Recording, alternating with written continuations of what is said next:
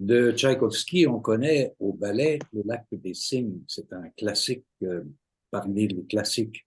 Et Tchaïkovski, évidemment, avait la langue qui lui est propre dans un contexte historique qui est le sien. Mais la compagnie Ivan Alexandre a choisi de réinterpréter, de faire une autre mouture du Lac des Cygnes qui porte un titre que vous allez me donner. Ivan Alexandre, bonjour et bienvenue. Bonjour, merci pour votre invitation. Et cette relecture du lac des Cygnes s'appelle Se méfier des eaux qui dorment. Alors, ce métier des eaux qui dorment, ça peut vouloir dire beaucoup de choses, mais le lien commun avec le lac des Cygnes, c'est évidemment le lac, c'est l'eau comme telle. Alors, j'aimerais savoir comment est apparu ce désir et quelle forme prend-il?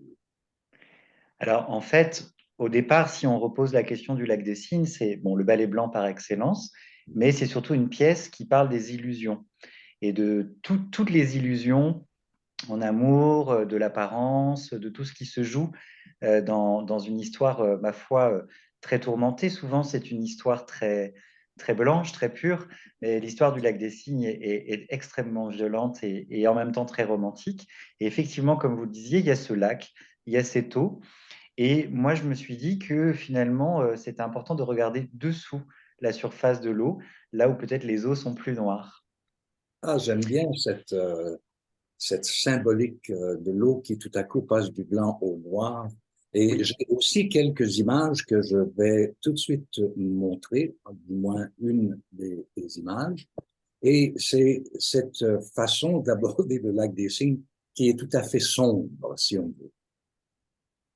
Effectivement, en fait, quand je découvre cette image en direct avec vous, eh bien, je voulais faire vraiment ressortir le noir, qui n'est pas forcément un noir au sens négatif, hein, mais l'élégance du noir, la force du noir, et puis aussi ce rapport aux uniformes, parce que vous parlez de Tchaïkovski, l'œuvre s'est créée avec beaucoup d'aléas et de contraintes dans une période tourmenté, même si c'est encore tourmenté en Russie malheureusement actuellement. Et toute l'histoire du lac des Cygnes a été une pièce finalement d'empêchement jusqu'à la mort du compositeur, avant qu'il ait eu le temps de terminer la pièce. Donc ce que je voulais mettre en avant, c'était la peau, la blancheur de la peau, qui pouvait rappeler en tout cas ses plumes, ou en tout cas l'homme ou la femme à nu, et de l'autre côté le noir qui vient soit couvrir, soit protéger, soit uniformiser. J'aimerais que vous me parliez de bon, vous arrivez d'Europe. Est-ce que c'est votre premier séjour au Québec? Alors, en fait, non. Moi, je suis tombé en amour pour ce pays en 2004. Je suis venu simplement pour découvrir les lieux de danse, les gens. Et ma première destination, c'était Sorel-Tracy, qui a un petit théâtre art déco, je crois le seul au Québec. C'est une ville où finalement, à chaque fois que je disais je vais à Sorel-Tracy, on disait mais quelle idée, pourquoi donc? Mais j'ai commencé par le Québec à aller à Sorel-Tracy. Ensuite, à Montréal, j'ai rencontré deux femmes extraordinaires, Paul Baudry et Diane Perrault, qui dirigeaient à l'époque la Danse sur les routes du Québec et la salle Pauline Julien à Sainte-Geneviève. Et puis ce rendez-vous qui devait durer très peu de temps a finalement duré tout un après-midi, où nous avons parlé de vie, de travail, de danse, comment dire, de nos écosystèmes respectifs. Et puis elles m'ont dit, tu devrais continuer ton voyage en allant à Québec, où là j'ai rencontré à nouveau deux personnes admirables, Joanne Dor, qui dirigeait à l'époque la Rotonde, un diffuseur spécialisé, et un chorégraphe, Harold de Réaume, qui travaille à Québec. Et à partir de ce moment-là, je suis venu pratiquement tous les ans, parfois plusieurs fois par an, au Québec, soit en création, soit en diffusion, soit pour enseigner. Alors là, cette tournée, pour être sincère, elle est très émotionnelle pour moi, parce que la pièce s'est créée juste avant le confinement. On a démarré les répétitions avant le premier confinement en France. Ensuite, tout a été empêché. Et là, c'est la première tournée que la compagnie refait depuis ces heures sombres. Donc, c'est enfin, je retrouve ma maison d'amour. Alors, on aura l'occasion de vous voir à Sherbrooke le 7 mars. Ensuite, il y a Sorel-Tracy, Gaspé, Québec, Montréal, Victoriaville et Bécomo. C'est quand même exhaustif, hein. Vous tracez un itinéraire qui touche à peu près toutes les régions du Québec, là. Et ça vous fait plaisir. Oui, ça me fait plaisir, mais je crois que c'est surtout aussi très représentatif de cette histoire avec le Québec qui s'est écrite depuis 2004, hein. Il y a eu des liens vraiment profonds et sincères. Et puis c'est aussi très représentatif du travail de l'agence qui nous accompagne, l'agence de Michael Spirini, avec Daphné qui a construit toute cette production et cette tournée. Parce que derrière, c'est un travail monumental.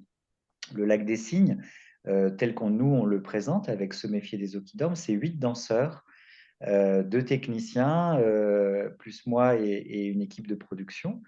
Et il fallait voilà, travailler fort, fort, fort pour aller rejoindre aussi, bien sûr, du cœur de Montréal, en passant par Sainte-Geneviève, mais en allant aussi en région, là où c'est beaucoup plus loin, parfois avec 14 heures de bus. Quand même, hein, les distances sont impressionnantes par moment.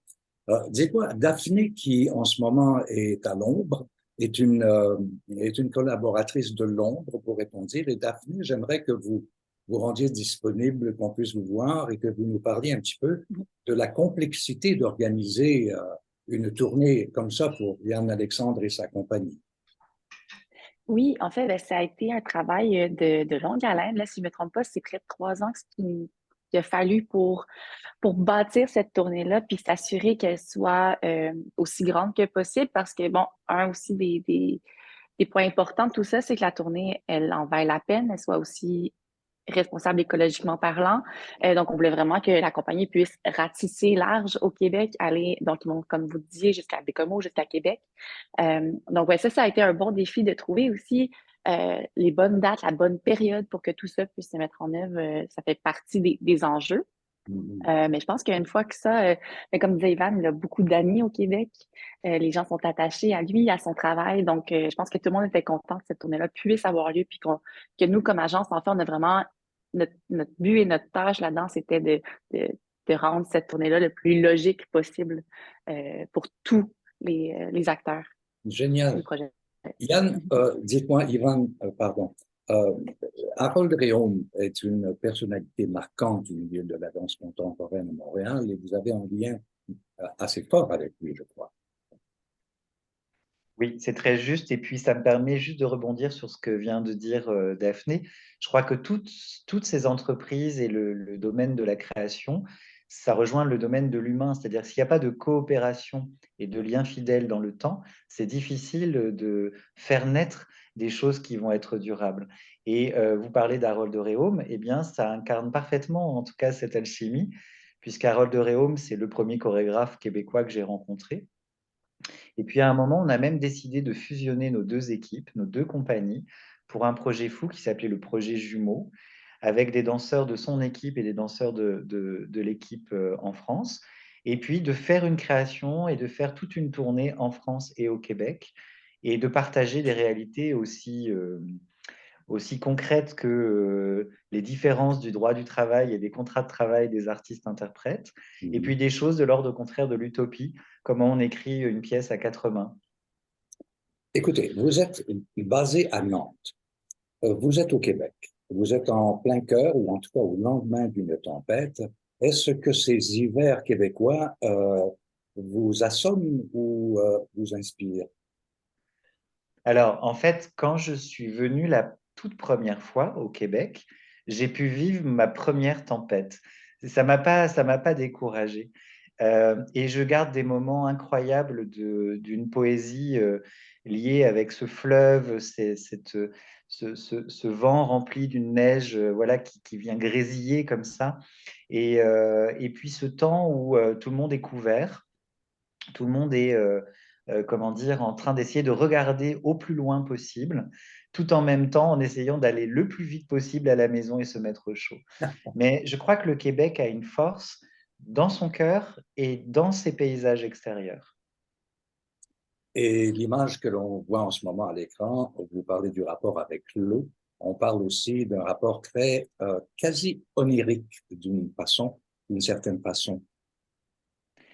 Alors en fait, cette image, elle est importante parce que quand c'était la première image qui illustrait le projet on appelle ça un dossier de présentation artistique de la création. Comme je vous disais, on a démarré les répétitions une semaine avant le premier confinement. On savait que ça allait durer. Donc, je souhaitais une image où on pouvait regarder au loin, la question de la perspective, la question du socle aussi, c'est-à-dire cette pierre qui est là, qui est vraiment présente et qui permet que les pieds ne s'effondrent pas dans un sol mouvant. Mhm.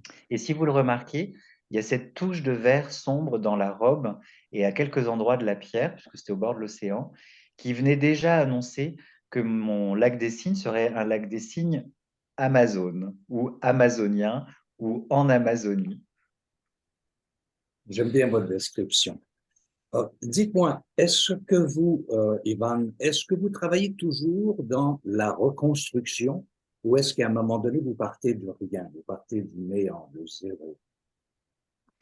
Si j'ai bien compris, c'est par rapport à la notion de répertoire, c'est par rapport à l'idée Exact. de reconstruire une pièce.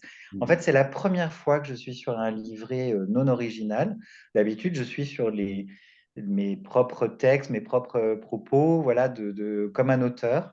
Mais là, pour être sincère, ça fait très longtemps que je voulais remonter cette pièce. Mon premier échange avec Daphné était autour de ce point, c'est-à-dire que à l'époque où j'ai commencé à rêver du lac des Cygnes, c'était presque ringard de dire qu'on pouvait faire le lac des Cygnes.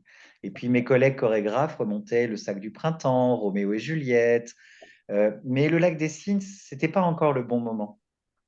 Ça a été une chance parce que du coup, ça m'a offert pratiquement une dizaine d'années pour travailler dessus. Et puis il y avait un autre élément qui n'arrivait pas à matcher, c'est que d'un côté, j'avais le lac des Cygnes, la géométrie, le blanc, l'histoire tourmentée, cette violence, cet amour terrible. Mais de l'autre côté, j'avais sans cesse cette forêt amazonienne qui venait et qui me rappelait, mais je ne trouvais pas comment ça allait s'articuler. Et un jour, je suis tombé sur une image du fleuve Amazone, un endroit très précis où on appelle ça les eaux blanches et les eaux noires se rencontrent. Je ne sais pas si vous avez déjà vu cette image incroyable. J'encourage en tout cas vos auditeurs et auditrices à aller chercher cette image. Les deux eaux, pardon, ma voix lâche, c'est le froid. Euh, En fait, le fleuve Amazone, c'est pas un fleuve source. C'est un fleuve qui naît de deux autres fleuves.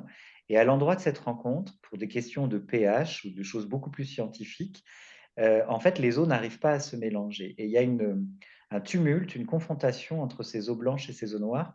Et ça crée une petite crête d'écume extrêmement blanche à l'endroit où ça se passe. Et au moment où j'ai vu cette image, toutes mes facettes dans mon cerveau se sont réunies et je venais de trouver mon lac des Cygnes. Je savais que mon lac des Cygnes, ça serait un fleuve et qu'il serait dans le domaine, en tout cas fantasmé, de l'Amazonie. Et Vous êtes- d'ailleurs, je Oui. suis à Genève où l'histoire a commencé. Je suis au musée d'ethnographie de Genève où nous dansons demain Se méfier des eaux qui dorment et qui nous a accompagnés en nous ouvrant les archives sonores qui sont des collections extrêmement rares des sons de l'Amazonie réalisés entre les années 50 et 70. C'est formidable comme projet. Euh, Ça vous permet aussi de cheminer dans votre création de façon très, très originale. Daphné, vous êtes automatiquement tombé en amour, obligatoirement tombé en amour avec ce projet? Oui, automatiquement, je pense que ça n'a pas été une question. Ben, en fait, c'est vraiment Michael Spinelli qui a initié la discussion avec Ivan là, au début du processus. J'ai joint un peu plus tard dans le projet, mais c'est sûr que, en fait, la vision d'Ivan sur le lac des Cygnes est très contemporaine. C'est important de parler de ces sujets-là aussi. Puis, ben, pour nous, ben, c'était naturel de travailler avec la compagnie Ivan Alexandre, ce projet-là. Elle s'inscrit dans votre philosophie à vous. Oui, Euh, tout à fait. un mot sur Michael Spinirny, Ivan. Alors en fait, donc la compagnie fête ses 30 ans, hein. On a fêté nos 30 ans administrativement le 11 février dernier. Donc c'est une année particulière. Et pendant ces 30 années, à l'exception d'une toute petite bulle de 2-3 mois, j'ai toujours refusé d'avoir un agent. Et je vais vous expliquer pourquoi. C'est que je crois que je ne trouvais pas derrière l'humain ou quelqu'un qui avait un parcours artistique suffisant pour ne jamais se mettre à la place de l'auteur, mais se mettre au service de l'auteur. Et nous nous sommes rencontrés, et puis je dirais nous nous sommes aimés. Voilà. Quelle belle histoire. Je rappelle que Méfier des autres, c'est le titre, la réappropriation du lac des Cygnes de Tchaïkovski, qui va circuler à travers le Québec. Je donne rapidement les lieux, les dates. Sherbrooke, 7 mars, Sorel-Tracy le 10 mars, Gaspé le 14, Québec les 17 et 18, Montréal 21 mars toujours, Victoriaville le 22 et Bécomo le 25. Je vous souhaite un heureux séjour au Québec, Ivan, avec votre compagnie. Et merci, Daphné, d'avoir travaillé si fort pour nous permettre de voir ce travail de création. Merci, Avec grand Ivan et plaisir. Daphné. Merci beaucoup pour Merci. l'invitation. Au revoir. Un plaisir.